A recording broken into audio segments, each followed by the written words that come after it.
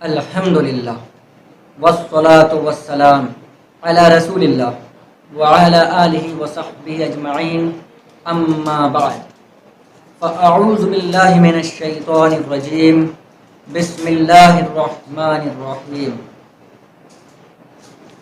یا ایہا الذین آمنوا لا یسخر قوم من قوم عسى ان یکونوا خیرا منہم ولا نساء من نساء عسى ان يكن خيرا منهن ولا تلمزوا انفسكم ولا تنابزوا بالالقاب بئس الاسم الفسوق بعد الايمان ومن لم يتب فاولئك هم الظالمون رب اشرح لي صدري ويسر لي امري واحلل عقدة من لساني يفقهوا قولي. محترم سامعین، السلام علیکم ورحمۃ اللہ وبرکاتہ. وعلیکم السلام ورحمۃ اللہ. اللہ سبحانہ و تعالیٰ کی سلامتی، رحمت اور برکت آپ سب پر ہو. میرا آج کا عنوان ہے کہ مذاق اڑانا حرام ہے.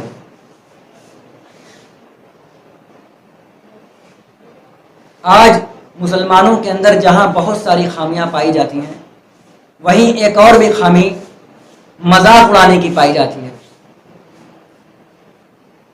ایک مسلمان دوسرے شخص کا مذاق اڑاتا ہے، کئی لوگوں کے سامنے، مجلسوں میں، محفلوں میں، اور اس دوسرے شخص کی دل آزاری ہوتی ہے، اور اس مذاق اڑانے والے شخص کو ذرا بھی احساس نہیں ہوتا کہ اس کو تکلیف ہو رہی ہے، اس کو تکلیف پہنچ رہی ہے. بس سب کے سامنے مذاق اڑاتا ہے، بلکہ اس کو اس بات پر فخر ہوتا ہے کہ میں نے کئی لوگوں کو اپنی کلا کے ذریعے ہنسا دیا. جبکہ وہ دوسرے کا جب مذاق اڑا رہا ہوتا ہے تو اس دوسرے شخص کی دل آزاری ہو رہی ہوتی ہے، اسے بہت تکلیف پہنچتی ہے اس وقت. اور جبکہ مسلمانوں کو تکلیف پہنچانا بہت بڑا گناہ ہے، حرام ہے، اور اس پر بہت بڑی عذاب کی دھمکی ہے. اللہ تعالیٰ قرآن مجید میں ارشاد فرماتا ہے، تعالیٰ سورۃ البروج سورہ نمبر 85 آیت نمبر 10 میں اللہ تعالیٰ ارشاد فرماتا ہے، ان الذين فتنوا المؤمنين والمؤمنات ثم لم يتوبوا فلهم عذاب جہنم ولهم عذاب الحریق. اللہ تعالیٰ ارشاد فرماتا ہے، بے شک وہ لوگ جنہوں نے مومن مردوں اور مومن عورتوں کو تکلیف پہنچائی، مومن مردوں اور مومن عورتوں کو اذیت دی، انہیں ظلم و ستم کا نشانہ بنایا، ثم لم يتوبوا، پھر اس کے بعد توبہ بھی نہ کی، فلہم عذاب جہنم ولہم عذاب الحریق، تو ایسے لوگوں کے لیے جہنم کا عذاب ہے، اور ایسے لوگوں کے لیے بالخصوص جلائے جانے کا عذاب ہے. اللہ تعالیٰ عذاب کی دھمکی دے رہا ہے، جہنم کے عذاب کی دھمکی دے رہا ہے ایسے لوگوں کو جو مسلمانوں کو تکلیف پہنچاتے ہیں، مسلمانوں کو اذیت دیتے ہیں. اور مذاق اڑانے سے بھی بہت تکلیف پہنچتی ہے، اور تکلیف پہنچانا حرام ہے. مسلمانوں کو تکلیف پہنچانا حرام ہے، گناہ ہے بہت بڑا. میں نے اپنے تقریر کے شروع میں جس آیت کی تلاوت کی تھی وہ سورۃ الحجرات سورہ نمبر 49 آیت نمبر 11 کی آیت ہے. اللہ تعالیٰ اس آیت کریمہ میں ارشاد فرماتا ہے، یا ایھا الذین آمنوا، اے ایمان والو، اے وہ لوگ جو ایمان لائے ہو. اللہ تعالیٰ ہم مسلمانوں سے مخاطب ہے، اللہ تعالیٰ ہم مسلمانوں سے فرماتا ہے، اللہ تعالیٰ ہم مسلمانوں سے مخاطب ہو کے فرماتا ہے، اے ایمان والو، لا یسخر قوم من قوم، خبردار کوئی بھی مرد دوسرے مرد کا مذاق نہ اڑائے. عسى ان يكونوا خيرا منهم، ہو سکتا ہے کہ وہ مرد ان مذاق اڑانے والے مردوں سے بہتر ہو. اللہ تعالیٰ آگے ارشاد فرماتا ہے، ولا نساء من نساء، اور نہ عورتیں دوسری عورتوں کا مذاق اڑائیں. عسى ان يكن خيرا منهن، ہو سکتا ہے کہ وہ عورتیں جن کا مذاق اڑایا جا رہا ہے ان عورتوں سے، ان مذاق اڑانے والی عورتوں سے بہتر ہو. ولا تلمزوا انفسکم، اور ایک دوسرے کو طعنہ نہ دیا کرو، ایک دوسرے پر طعنہ کشی نہ کیا کرو. ولا تنابزوا بالالقاب، اور ایک دوسرے کو برے لقب نہ دو، اور ایک دوسرے کو برے لقب سے نہ پکارو. بئس الاسم الفسوق بعد الایمان، ایمان لانے کے بعد گناہ کا نام لگنا بہت بری بات ہے. ومن لم یتب، اور جو شخص توبہ نہ کرے، اور جو شخص دوسرے شخص کا مذاق اڑانے کے بعد توبہ نہ کرے، دوسرے شخص کو تانا دینے کے بعد توبہ نہ کرے، دوسرے شخص کو برا لقب دینے کے بعد، برے لقب سے پکارنے کے بعد توبہ نہ کرے، جو شخص ان جرائم کا ارتکاب کرنے کے بعد توبہ نہ کرے تو اللہ تعالیٰ ارشاد فرماتا ہے فَأُولَٰئِکَ هُمُ الظَّالِمُونَ، پس یہی لوگ ظالم لوگ ہیں، پس یہی لوگ ظالم لوگ ہیں۔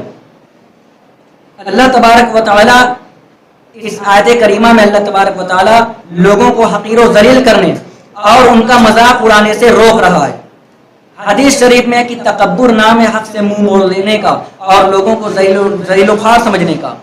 یہ صحیح مسلم شریف کی حدیث ہے کہ ایک صحابی عرض کرتے ہیں اللہ کے رسول صلی اللہ علیہ وسلم کئی بار اچھا لباس اور اچھے جوتے پہننے کا دل کرتا ہے، تو کیا یہ تکبر ہے؟ تو اللہ کے رسول صلی اللہ علیہ وسلم نے فرمایا نہیں، اللہ خوبصورت اور خوبصورتی کو پسند کرتا ہے، اچھا لباس پہننا، اچھے جوتے پہننا یہ تکبر نہیں ہے۔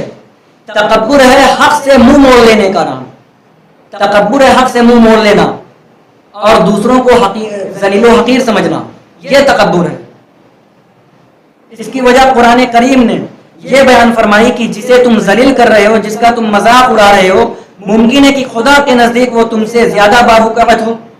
مردوں کو منع کرنے کے بعد پھر خاصتاً عورتوں کو بھی اس سے روکا اور اس ملعون خصلت کو، اس ملعون عادت کو حرام قرار دیا۔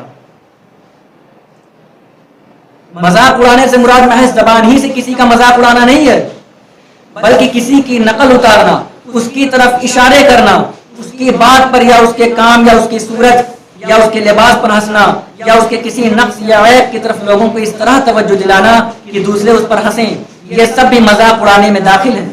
اصل ممانعت جس چیز کی ہے وہ یہ ہے کہ ایک شخص دوسرے شخص کی کسی نہ کسی طور پر تضحیق کرے، اس کی ممانعت ہے، کیونکہ اس تضحیق میں لازماً اپنی بڑائی اور دوسرے کی تذلیل و تحقیر کے جذبات کار فرما ہوتے ہیں، جو اخلاقاً سخت معیوب ہیں، اور مزید برآں اس سے دوسرے شخص کی دل آزاری بھی ہوتی ہے، جس سے معاشرے میں فساد رونما ہوتا ہے۔ اسی بنا پر اس فعل کو حرام کیا گیا ہے، اور یہ اتنا بڑا جرم ہے، اتنا بڑا گناہ ہے کہ اللہ کے رسول صلی اللہ علیہ وسلم نے فرمایا جو شخص اس دنیا میں دوسرے کا مذاق اڑائے گا، دوسرے شخص کا مذاق بنائے گا، سب کے سامنے اس کو ذلیل و رسوا کرے گا، اس کا مذاق اڑائے گا سب کے سامنے، تو اللہ تعالیٰ قیامت کے دن اس مذاق اڑانے والے شخص کا سب کے سامنے مذاق اڑائے گا۔ یہ اللہ کے رسول صلی اللہ علیہ وسلم نے فرمایا۔ تو ہمیں اس سے بچنا چاہیے، اس فعل ملعون سے، اس بری خصلت سے بچنا چاہیے۔ اللہ تعالیٰ ہم تمام مسلمانوں کو اس ملعون خصلت سے محفوظ رکھے، بچائے، آمین۔ وآخر دعوانا ان الحمد للہ رب العالمین۔